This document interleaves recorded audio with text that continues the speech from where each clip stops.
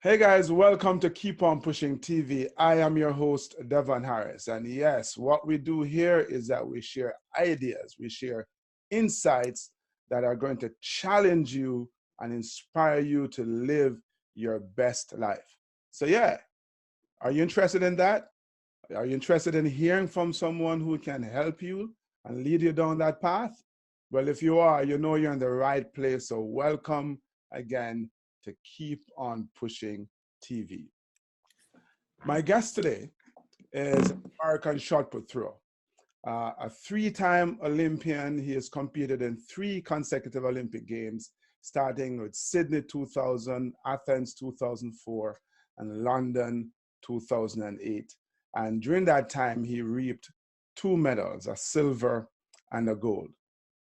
He grew up in Atlanta, so he's a Southern boy, and was a high school standout in both track and football. Attended Dartmouth, where he became the first freshman to ever play on their football squad, and excelled in track as well. He set a number of, certainly won a number of accolades there, set the school record in the shot put, and in 1997, he became the NCAA champion. He was also the world champion shot putter in 2005 and won the silver medal in 2007. Since retiring from competition, he has trained some top-level athletes in football and track and golf and baseball. He has worked with NBC as an expert in the field events. And just as importantly, though, he is a really strong advocate of clean sport competition and often speaks out against the use of performance-enhancing drugs in athletic competition. He's a family man and a really cool guy. And so I'm really honored, pleased to welcome Adam to Keep On Pushing. Adam, welcome. Thank you for having me, Devon. Yeah, thank you so much, Adam, for coming on. You know, before we get started, I just want to express my condolences. We learned just this week that your former teammate, Jared Rome, passed away. So I just kind of want to, express our condolences to you. Thank you. Yeah, man. Are there any Jared stories that jump out at you? I have a lot of Jared stories. You know this as an athlete. You get to know the people that you travel and compete with. And I've been traveling and competing with Jared for 15 years. I actually met him in 1998 or 1999 was when I first met him. So I'd known him for a number of years. But as several of us in the throwing world have kind of gotten together and talked about it, you'd never meet a guy who was more physically intimidating, yet so just a joy to be around. And when he laughed, the whole room just laughed with him. Mm-hmm. When he was listening and talking to you, you were the only person in the room. And that's a real gift that he had. It was a huge loss. I found out about it on Sunday. And I think it's anytime you lose a friend at 42 years old, it's a real tragic thing. Yeah, I agree, man. And, as an Olympic brother as well, although I've never met him personally, there's definitely sadness there. Let's go back a little, Adam, in fact, way back to the 2004 Olympic Games in Athens.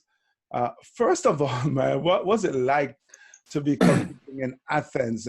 We're not, in fact, in Olympia, in the ancient stadium, we're not talking about where the modern Olympics started, but where this whole thing got started. What was that like? I mean, it was awesome. In a word, it was just awesome. The ancient Olympic Stadium still stands in largely the same condition that I think it was probably even a few thousand years ago. It's this hole in the ground in Olympia. And Olympia, for those that don't know, is if you're familiar with the U.S., it's like their Napa Valley. It's the heart of a lot of their agriculture and fine foods and wines and such. So it's a beautiful area. And then you've got this ancient stadium with stone ruins that date back, 5,000 or 6,000 years. And it's the birthplace of the ancient Olympic Games and the inspiration for the modern Olympic Games. So Yeah. it's pretty cool. Yeah, I'm sure. So let's talk about the competition. So you are leading this thing, 58 throws in. You're leading. First of all, I did not know that you guys make that many throws. And is that typical in a competition? How many? Well, Throws so in a competition, it's a little bit misleading when I say 58 throws, but it's 3 throws in the preliminary rounds and then additional 3 throws. So across the whole competition, there's 60 throws amongst all the athletes. Right. So the most throws that you take as an individual is 6. So similar to like a bobsled run, you get more than 1 run. Yeah. So they give you, if you're good enough, you get 6 opportunities, and if you're not, you only get 3. So you're leading, and on the 59th throw, at the very end of the competition, the Ukrainian guy tie your best mark, and you end up having to go in what I'm going to call a throw-off. And he ends up winning, notwithstanding the fact that you ended up with what was the longest throw of the competition, but it was a foul. Talk us through, what I have to imagine was just a roller coaster of emotions for you. Yeah, so I think if you think about it like this, for 58 of those 60 throws, I was leading the competition, and then on the 59th throw of the competition, the guy that was trailing me from the Ukraine tied my best mark. And so as I stepped into the circle for my last competitive throw, I knew that I had to throw farther to win. And it's one of those things, you know this as an athlete, like you dream about these scenarios. If you grew up around football, baseball, basketball, soccer, whatever it is, it's that last second goal or score. Like this is what we dream about as kids.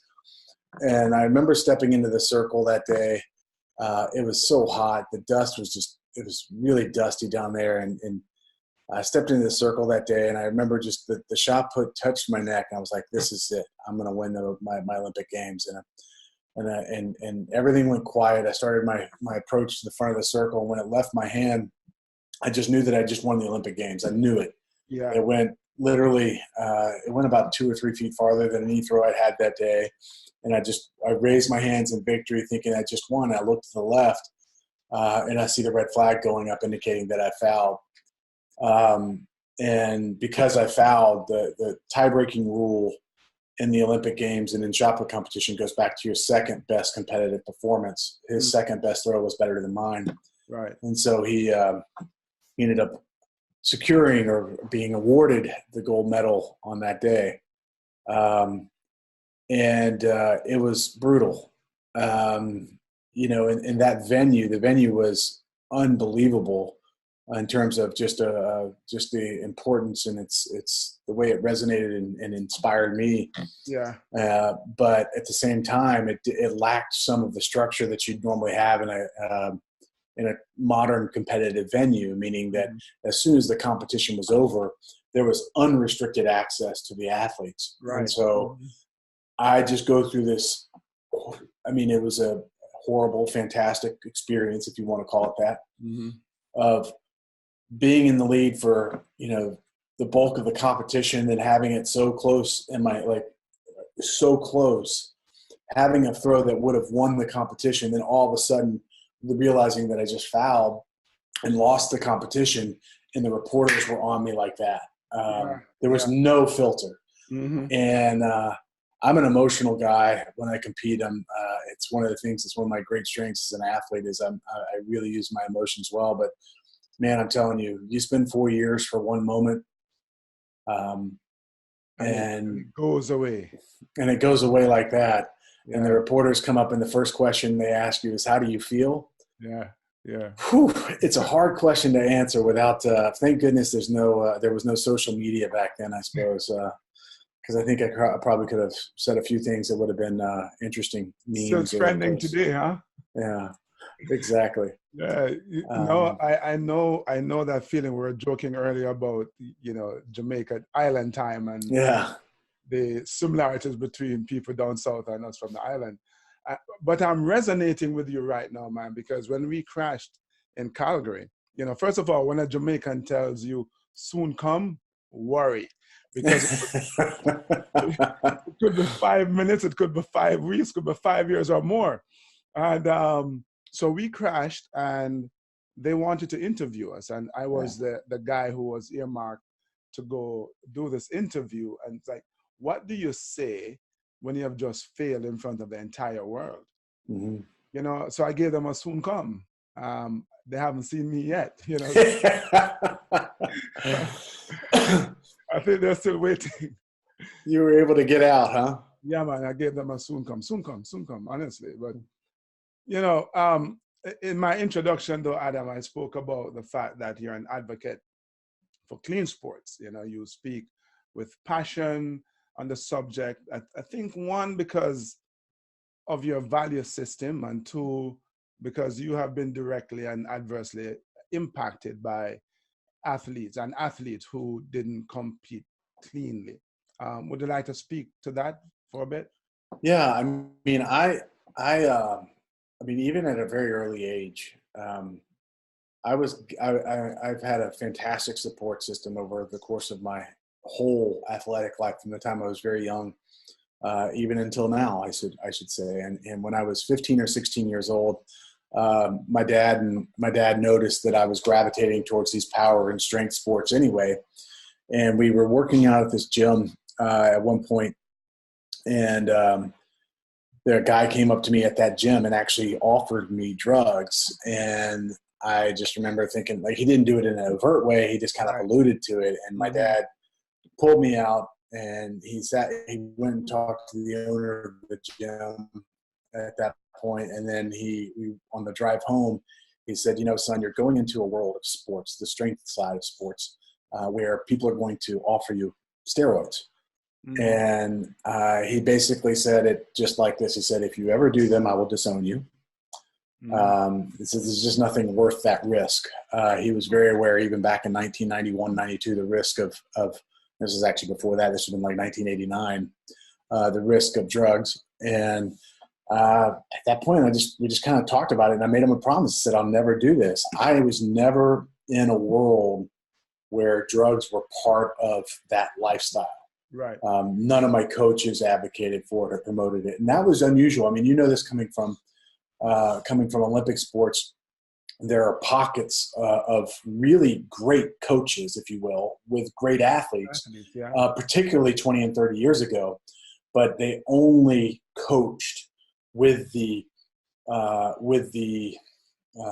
precondition that all of their athletes were following the specific drug protocol. I mean, I know that we don't like to talk about it as athletes, and the Olympic movement certainly doesn't like us to talk about it, but it's true. And so every step of the way, I was just very vocally against. I just decided, I was like, this is not going to be my thing. And I can remember meeting some of the senior guys in 1997, 98, 99, when I was starting to advance from a junior athlete into an open athlete.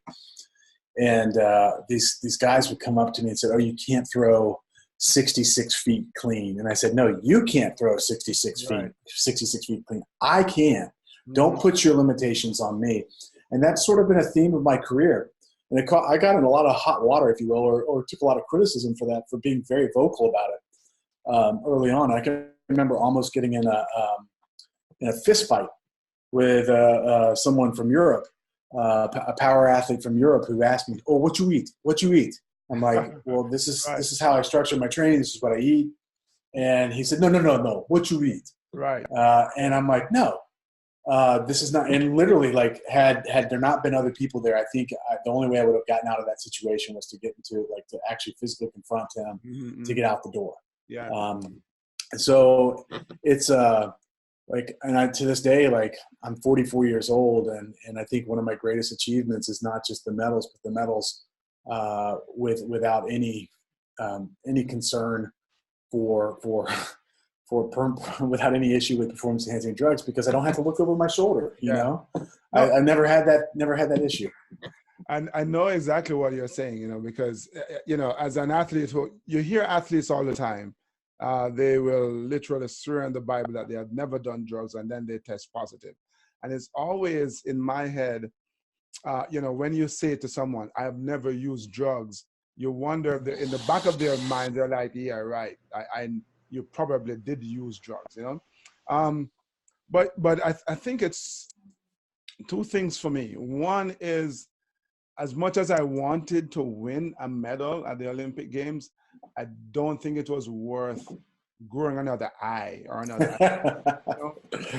Yeah. It just wasn't worth that. And then the other thing was just like, internally, you just felt that something was not right. It's not, if you really believe in the Olympic ideals, you know, as you and I do, you just know that this idea of taking drugs is just out of bounds.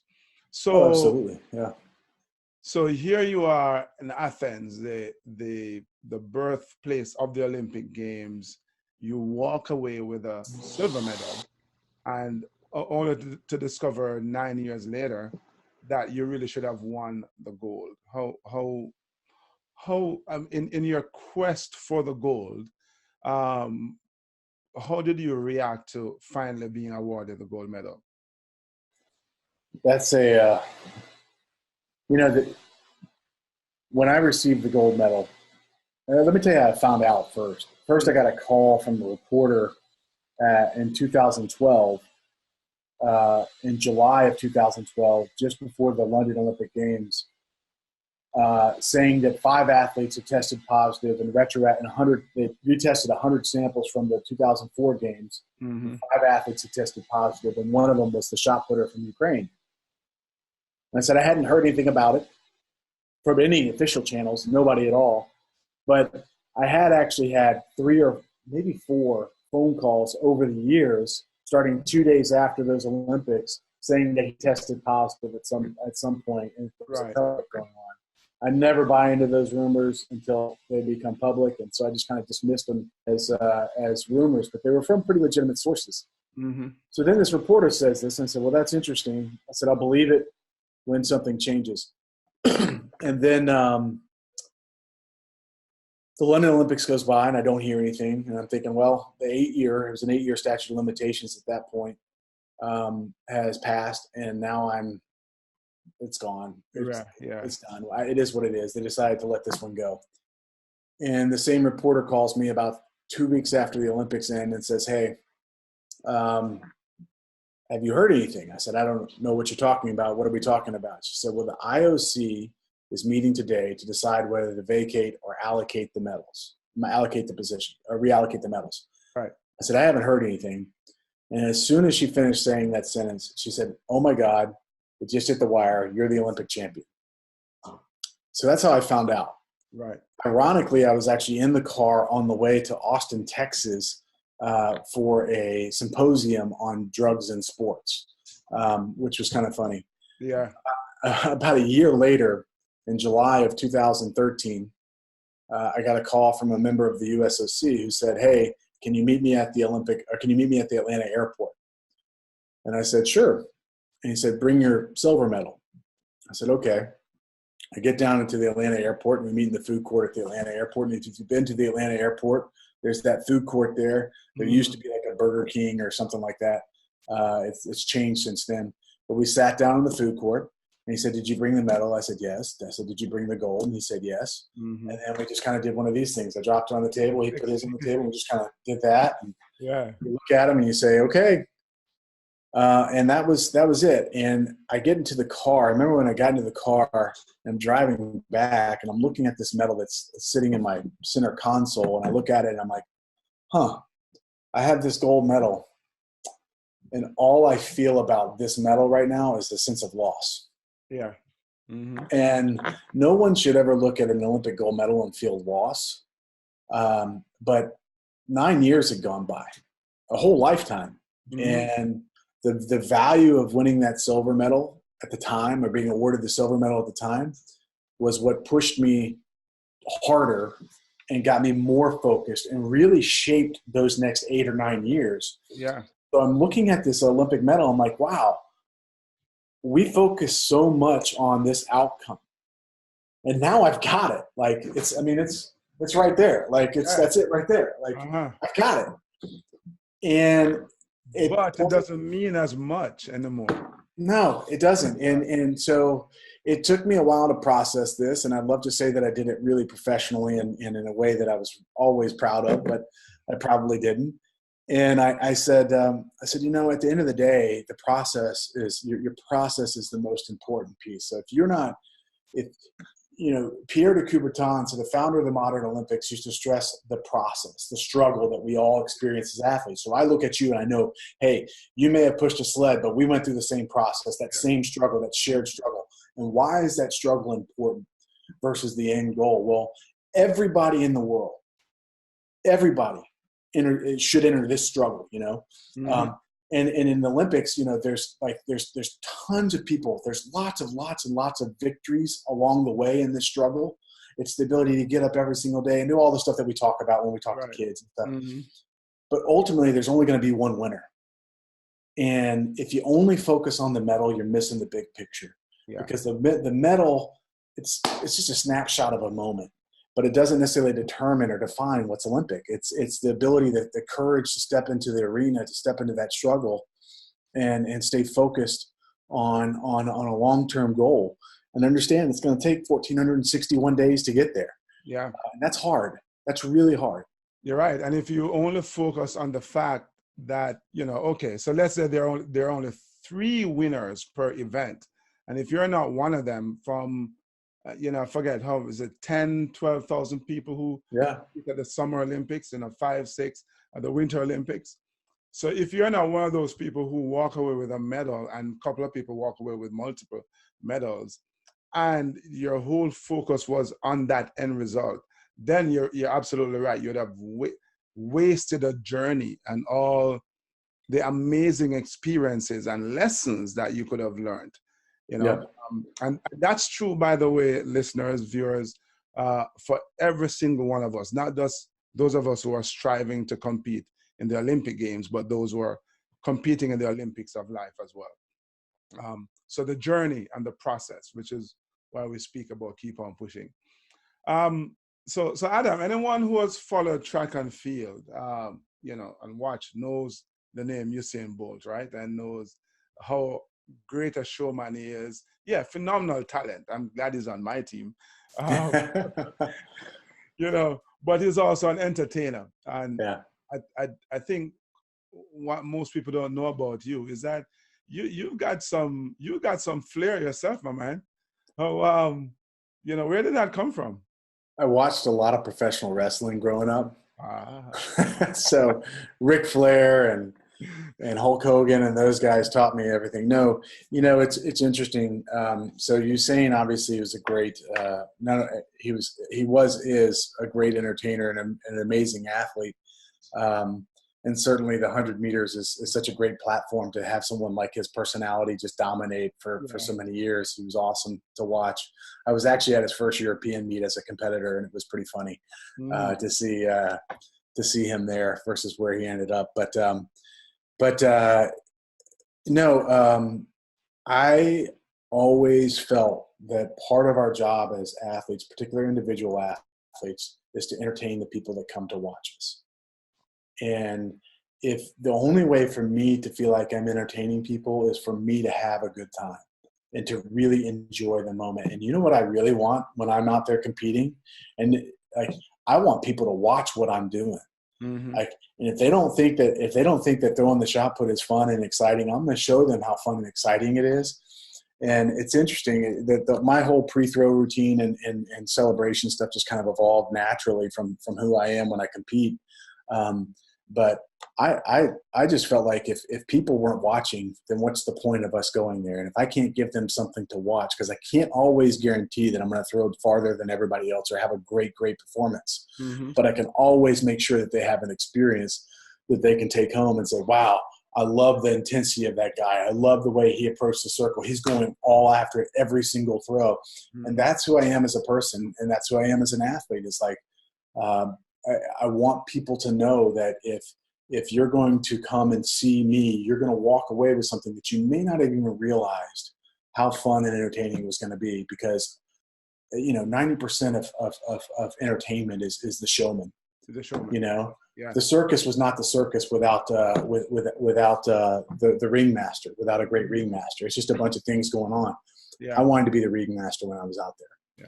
And, it's a great mentality, I think, for all of us, regardless of what it is that we do. Because you're right. In the Summer Olympics in particular, everybody wants 100 meters. But then there's your event that is kind of on the side. Mm-hmm. How do you, since people are there and they're watching in a way, how do you make them have an experience? How do you make someone have an experience when they come to your job and it's probably monotonous, but what can you do to put yourself or throw yourself into it to make it interesting, make it an experience? So you speak about controlled aggression. Talk to us about that. I think I know what it means, but as a bobsledder, but talk to us about controlled aggression. As a boxer.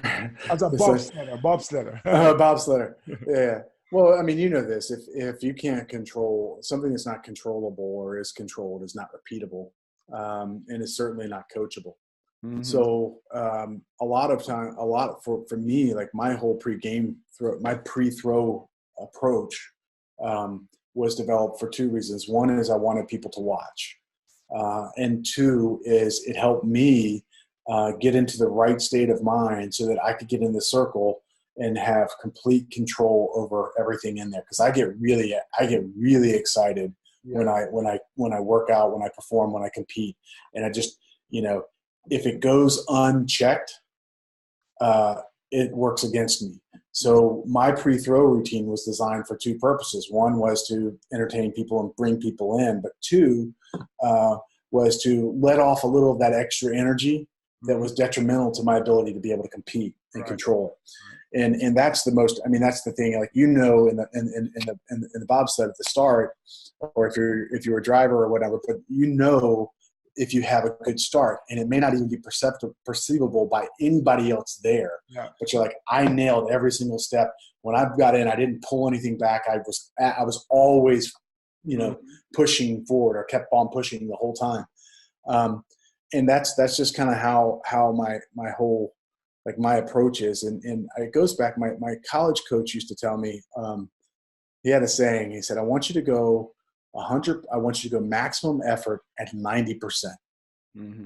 And the reason why is if you're going 100%, like full out, you tighten up. Yeah. You tighten up. You just can't, because you're pushing too hard. But you get exhausted mentally as well. Oh yeah. Yeah. And I found that because I'm that way as well, super intense, and it works better when I was a brakeman to be almost 100% intense at the start. Yeah. But when you become a driver, you have to make that transition from being what I call this wild animal to being calm, cool, and collected when you get in the sled. And so, it helps. You have to back off because then you get really exhausted. So this Adam, who competed with such flair and control aggression, is that the same Adam who was in high school? I was less controlled in high school, and certainly less controlled in college. I was also one of those guys. When I was in 8th grade, I remember I read this book called The Athlete's Guide to Mental Training.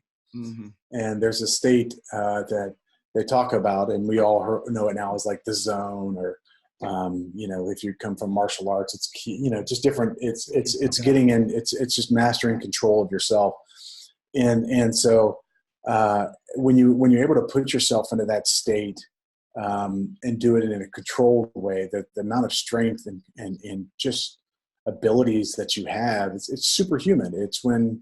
And so I learned this at a very young age. When I was younger, 18, 15, 16, 17, 18, I could only do it by just getting into that berserker kind of state, which was kind of uncontrolled. And I was great if something was coming at me straight forward. But if you asked me to like chew bubble gum and walk at the same time, like I couldn't do it. Yeah. Mm-hmm. And so over time, I got more and more refined and controlled with it. But I have always believed that the missing aspect in most athletes' training is their mental training, their mindfulness, their mindset. And I spent a lot of time doing it, not just in the pre-throw stuff. That was a mental challenge, a mental aspect of my training and competition, but also in preparation I would spend hours every single week doing different types of visualization, sports hypnotherapy, and a few other approaches, NLP, just to help reinforce the mental strength that you need to be a great competitor. Completely. Mental strength to become a great competitor. It's a similar thing that you need to be, a great competitor in life, be successful. What advice do you have for, Joe Schmokes, who's not trying to compete in the Olympic Games, but really has a desire to be a top salesperson or a great student or just a great family man? What advice do you have for them in terms of how they can use your mind to get there? Well, you say keep on pushing. I think that's a great way to phrase it, and certainly relevant for your background. But one of the things that I think is most important in the mindset is you have a choice. It's your decision on how you react and respond to different stresses, successes or failures. We referenced Jared Rome at the beginning of this conversation, and it's somewhat fitting that the last speech he gave, which was at his induction at the State Hall of Fame in Washington this past weekend, talked about the two things he needed that were critical to success. And one is failure, and two was support. And that's really important. We all have this fear of failure. Sometimes it's a real, like actual real, there's real downside to failure. Yeah. But more times than most, it's a mental thing.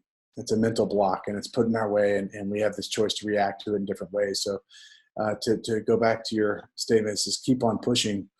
One thing you can do is keep on pushing through it and not treat a failure as what it sounds like, which is this horrible thing, but as a learning point.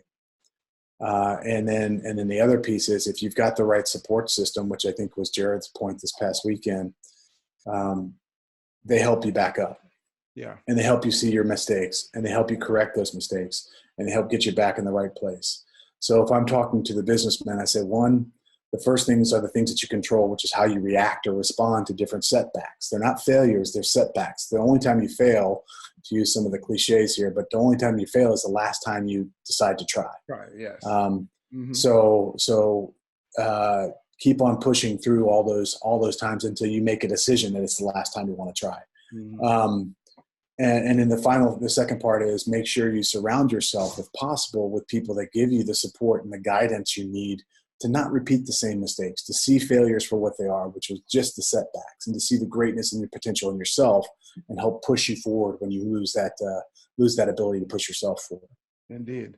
It's really wise words, Adam. Thank you for that, because I think a lot of people don't, when they think of success, the word failure just doesn't appear in their mind. I think it's, antithetical to success, but it's such an integral part of that success journey, and having, as you say, those other people, teammates, to help you up, to kind of guide you as well. How did you find sports? How did you? I know you played football, but you settled on shot put. How did you settle on that, and what was it that inspired the Olympic dream in you? So, you said it earlier. I'm from the South. I'm from Georgia, and I came from an athletic family. My dad played football through college, and my brother is 2 years older, and he was always in sports. So from the time I was 4 years old, I was always playing some sport, and usually 3 or 4 seasons. I mean, we did soccer, like all recreational. Right. We did soccer and baseball and football and swimming and tumbling and whatever else. I mean, everything that you could do, plus everything in between that you'd make up when you didn't have a sport to go to, stickball and, war games or tag or whatever it was. And over time, things get a lot more structured as you get older. And I was in 8th grade, so about 12 or 13 years old. And at the time, I thought I was going to do football, basketball, and baseball that year. And I got in football, went well. And then got to basketball, got cut from basketball. So I went out for wrestling instead.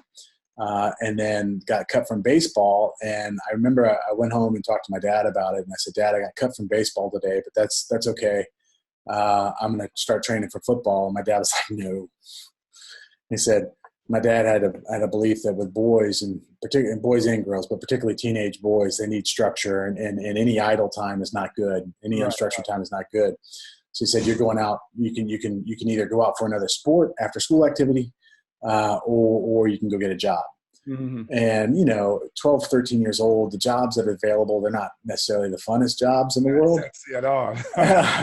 And so I was like, I'm going to go out for track and field, which I knew had a no cut policy. And the football coach was the track coach. So I thought I was pulling one over on my dad, because I was like, I'm going to train for football anyway. Yeah. So that 8th grade year, I did pretty much every event you can imagine, from the 100, the 200, the 400, the 800, the high jump, the throw, the shot put in the discus, the pole vault. I only did the pole vault for one day because I wisened up really quickly. Yeah. And just as I got bigger, I started dropping events, and it wasn't until I ran my last 800 meters as a sophomore in high school at 215 pounds, and ran it. That's a long 800. It's a hard. I still ran a 207, so I was fast. I'm impressed. Yeah. And then maybe it was a 208, but it was sub 210. Good. And then after that, I remember telling my coach that I'm never doing that again. And I just focused on the shot put in the discus from my junior and senior year on. But I did football, wrestling, and track all through high school, and then football and track through college. Yeah. And the Olympic dream, how was that sparked? 1984 Olympics. I have so many great memories from the 1984 Olympics. Yeah.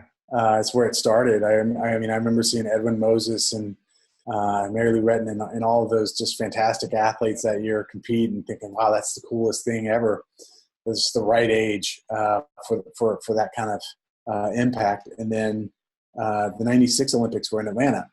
And so as I was coming through college, my college coach kept saying, hey, you've got something. You need to keep training. You need to keep doing this after college. He kept planting that seed. Mm-hmm. And so in 96, I qualified for the Olympic trials, and went to those Olympic trials, ended up making the finals and finishing last in the finals. But the seed was planted, and I realized that this is something that could be a ton of fun, and I could be good at. And it's pretty cool. You get to travel the world and meet a lot of cool people, and ultimately, hopefully, have an opportunity to be the best in the world at it. Yeah. So you graduated from Dartmouth, an Ivy League school. Yeah. Your coach had planted that seed in your head, and you decided to go pursue this crazy dream. What were those early years like for you? Okay, so the first thing was graduating from Dartmouth and deciding to be a shot putter. Mm-hmm. Was telling my parents about it. I said, Mom, Dad, I was like, I know you guys just supported me through this really expensive school, and I probably should go to New York and make millions of dollars in the next, however many years. But I got this as a shiny ball. But I got this idea. I'm going to go throw a shot put for it. So then I moved to California to train with a coach. So obviously you survived that. I did, and they were supportive. My dad kind of laughed. He said, if there's any time to do it, it's right now. He said, you've got 3 years until the Olympics. He said, by the time the 2000 Olympics are over, you'll be 25, and you still have time to get back on track. Yeah. Mm-hmm. So we had a 3-year – I was looking at this in a 3-year window, and I moved out to California, and I moved into a house that had 10 other track athletes living in it. It was a 5-bedroom house, and I literally lived in the closet under the stairs. Right. But it cost me $200 a month, and which some may say that's a lot of money, but in California that's cheap. And that's kind of how it all started. Yeah, yeah. And the thing, Adam, is that people will see you now and don't understand. You use the word struggle earlier. Don't understand the struggle. Don't recognize the things you have to do. I don't always like to use the word sacrifice because you're making a conscious decision to do these things to go achieve this dream. And so here it is that you had an opportunity, as I said, to perhaps go to New York and make lots of money, but instead you're living in a closet chasing a dream. Yeah.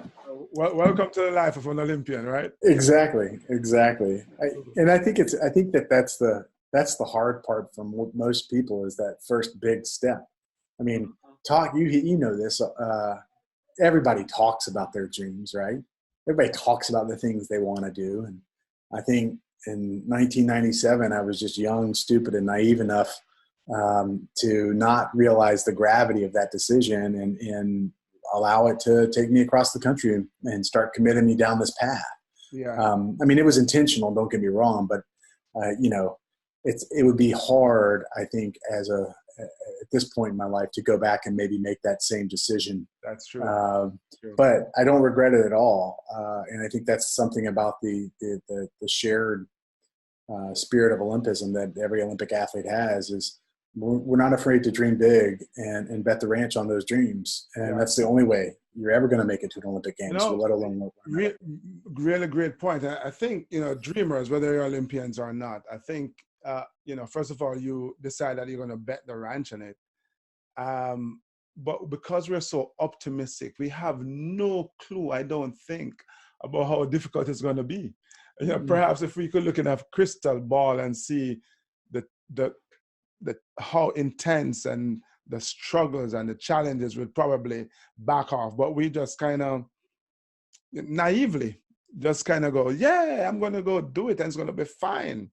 To our credit, though, once we discover that it's not as easy as we think, we decide to keep on pushing. We don't quit.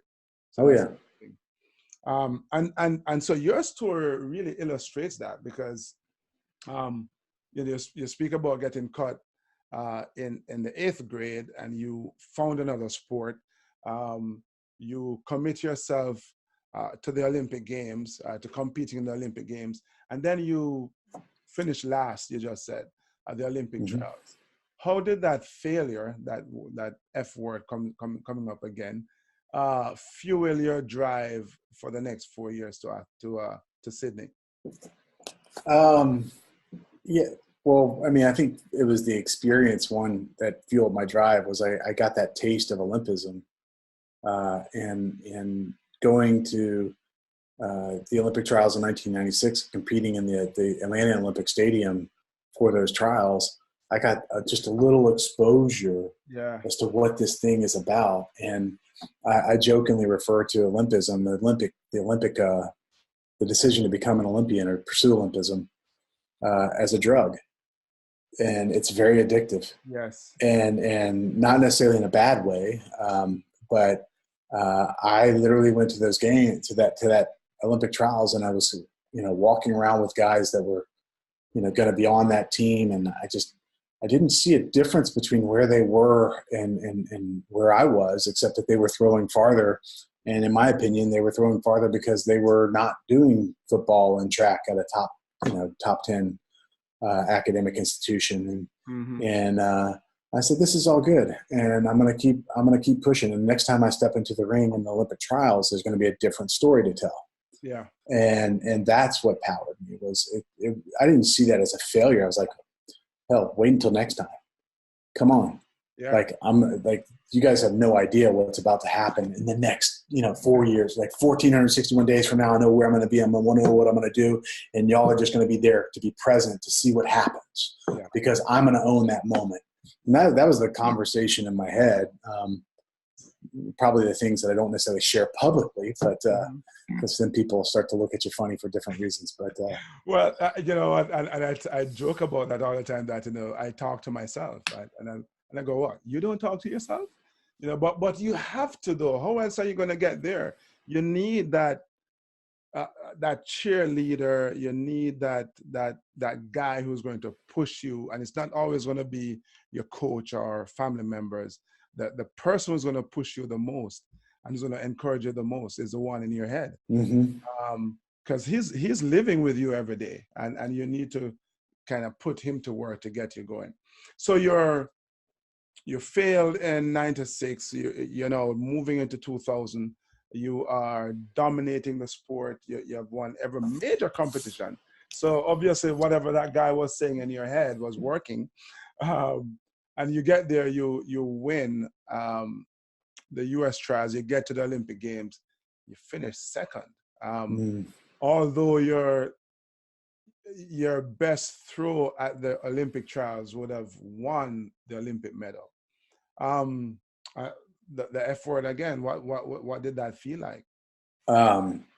So that one was a big failure. That one was one that I took personally. And in it, like, you know, there's some failures that you take in stride and that's a positive sort of response. And there's some that's driven by some more of a negative like response that powers you forward. Right. Yeah. And that one was certainly one of those. I looked at that and I was frustrated because not only did I have the world leading throw by quite a bit, almost 50 centimeters, I think, that year at the Olympic trials. But I was in fantastic shape, except I'd rolled an ankle like 3 weeks before. And I'm not going to say that was the reason why I didn't throw far, but it was really frustrating. I felt like everything was kind of in line. I felt like I was in a good place physically and mentally. And a guy from Finland had a career day, ended up PRing, setting a personal best that day and beating me by about 2.5 inches. And so every single day, you know, for the next years, I'm like, I lost by that much. Right. That will never happen again. Yeah. But at the same time, like I remember walking off the field in Sydney, and one of my competitors, who's been a mentor of mine and a good friend as well, named John Godina from the U.S., said, no matter how you feel right now, because at this point I just walked away with a second place and he knew I should have won. And he said, no matter how you feel right now, you're happy that you had the second. That's the only message you need to convey outward. Yeah. Proud, happy to have represented the United States and happy to have won that silver medal. But I saw it as a loss of the gold. Yes. So I came back from that just hungry and frustrated and ready to train. And I did okay. Something that I've learned over the balance of my competitive career is that while anger and negativity anger can be a good short-term motivator. Anger and frustration. If this guy wronged me, I'm gonna focus all my energy on him and be negative. It's not a sustainable emotion for me, and that was something that I felt after winning a silver medal in 2000, winning a silver medal at the 2001 World Championships, winning a silver medal at the World Championships 2003, and then ultimately being awarded at the time in 2004 that silver medal in 2004. And I remember even walking off the field in the 2004 Olympics, and people had dubbed me the first loser. I'm the first loser. Right. In fact, I remember having this conversation with a sponsor, and we're talking about the business side of the sport. And I said, well, look, I've proven that I'm one of the top, if not the top number one ranked shot putter in the world. And their response to me, yeah, but you're only good enough for second place. And I was livid. So when I came back from the 2004 Olympics, I was so angry. I was angry at everybody. Yeah. I was angry at myself. I was angry at my sponsors. I was angry. Anybody that I could be angry at. I woke up every single morning for the next, it was about 3 months basically, and told, woke up. And the first thing I said was not the failure word, but the other F word, and followed by the world or whoever I was angry at that day. And man, I had some amazing training, but what ended up happening there. So that year between 2004 and 2005, I wasn't able to find a sponsor. They deemed me the first loser, so they were undercutting me pretty big time. There's some business side I won't get into. And I went without a sponsor. And it was the greatest thing to happen to me in my whole professional / athletic career. And the reason why is it forced me to change the motivations for why I was training and how I perceived myself. It was no longer about financial gain. That your motivation and your purpose for doing this. And you're right. If you're angry at the world, it's a great motivator, but as you said earlier, it's not sustainable. So how did you make that shift from, you know what, I'm not going to be angry at the world. I'm not even going to be angry at myself. I just need to kind of switch my focus, find a new purpose, or get myself reacquainted with my purpose. Yeah, I wish I could say I did it intentionally, but it was really done for me. It was just by, again, I kept pushing through it. And literally one day, I mean, my training was going fit. I mean, when I was angry, I'm an emotional guy. And I'm like, I'm just going to get in here and I'm going to do hard work. I'm going to outwork everybody like I've always done. Nobody's going to work harder than me. I'm going to be stronger and faster next year. I'm going to just crush it. And so I was destroying my workouts. And you start to see those accumulate those little bitty victories along the way. Mm-hmm. And then you kind of look back and you're like, wow, look how far I've come. And it's fun seeing the progress. I don't have to be angry. So then I got addicted to I want to see progress. Like that's what it was. And as long as I was progressing, I was getting happier and happier and happier. It was no longer about F this or F that. It was F yeah. It was like, this is great. And so but it reminded me of why I started doing this in the first place. And as you can imagine, as an Olympic athlete, for most of us, we don't start doing it for the money. Mm-hmm. And from 2000 to 2004, I was largely started looking at this as a profession that was ultimately based. Your success was ultimately determined by how much money you made. And I found myself a mile wide and an inch deep. And so when someone else kind of called me out on it and said, you're only good enough for second place. And I was like, man, none of this matters if I'm not enjoying it. The money's never going to be enough to satisfy me. Exactly. So what the hell am I doing this for? And ultimately it's like, I love the process. I love the process of growth and challenge and goals and pursuing those goals daily for long periods of time. And I'm really good at it. Yeah. And that's how I define myself. Yeah. Yeah. And may we all learn from that, learning to love the process, learning to grow, learning to embrace the challenges so we can succeed. That brings me to a really good point. Let's talk a little bit about, learning and learning to deal with change and learning to be comfortable with change. Because just before the 2008 Olympics, 3 weeks before, I read that you changed your technique for throwing the shot put. So talk to us about this idea of, changing and taking that, what I'm going to call a huge risk, just, weeks before the Olympic Games. Yeah. So, I mean, change is a relative term. And when you say I've got to change something in your Olympic athlete going into the Olympic Games, a lot of people freak out about it. But even Tiger Woods changed his stroke. Mm-hmm. He was at the top of his game and he's like, I got to change this. There were some things that I had to change. Right. And they materially, they made my throw look a lot different out of the back of the circle, if you understood what I was doing. But the reason why I had to do it was to improve my consistency. Right. And it's something that, God, there's never a good time for change, but God, when it's there and you have to do it, you got to do it. And I have no regrets about it. The 2008 Olympics, it was another year I was leading the world by over a meter with my best throw over a meter, better than anybody else's that year. And I'm going to Beijing. It's my last full throw workout, like real hard workout before technical workout before we actually compete. So it's a Monday before a Friday competition. And I'm warming up and I'm feeling awesome. I mean, I'm talking like everything indicated that I was going to not only throw really well, but set a big time personal best. And I start my, everything felt great. I start my first real full throw where I'm like, okay, putting the throttle down, not going to have the governor on.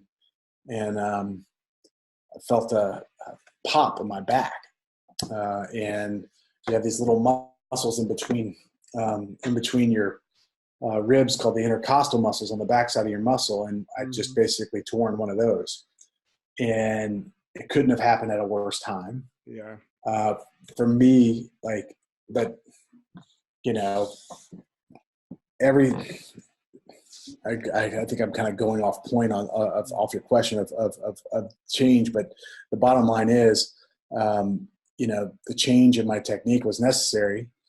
The reason why I didn't perform in the 2008 Olympics where I wanted to had something to do that was beyond my control. My body just said you'd have enough stress, and that's it. Yeah. And I will say this about those 2008 games. I think I actually had the farthest throw of my career ever during those games. Yeah.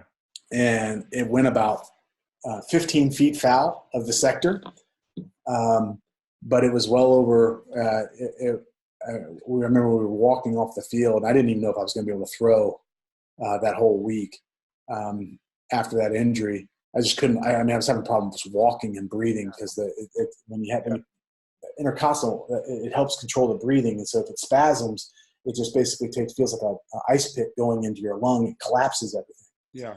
And so I've been able to deal with that pain and deal with that discomfort, and so I'm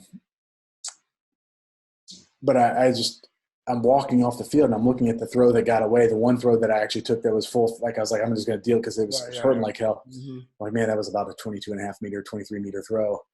And I'm walking off, and I remember walking going up to the reporters and said, Adam, you were a favorite to win. How do you feel? I'm like, I feel great. There's nothing that I would have changed over the last 6 years. Well, no, sorry. Over the last 4 years at the time of my training. Not a thing. Yeah. And when you can look back on that and say, look, I had some ups and downs, but all those ups and downs I earned. And everything that's happened to me over the last 4 years, like I earned it, and I earned it the right way. And I was in a great mindset, and there's nothing that I would have changed. Like, that's a huge victory. And that's a victory that doesn't necessarily show up on the scorecard, but for me personally, was one of my most proud moments as an Olympic athlete. Indeed. Adam, that's just a great way to wind down this conversation, I think, because, earlier we spoke about the destination, and, the medal can't be the destination, but we need, or shouldn't be, but we need to focus on the journey. And and here it is that you're in Beijing, you didn't win, which is what everybody expected. That's kind of the definition and the expectation of the culmination of the journey. And you're saying, hey, you know what? I had an amazing journey. I took some risks that other people may not want to take, but that's part of what I needed to do to grow. That's what all of us, or listeners and viewers need as well. And I thank you for being such a great example for that lesson and the message. You definitely, epitomize keep on pushing. So I thank you for agreeing to come on the show. Thanks for having me, Devon. This has been wonderful. Yeah, man. So just before we close out, tell us about what you're doing now and how people may find you if they want some coaching, want you to come speak, whatever.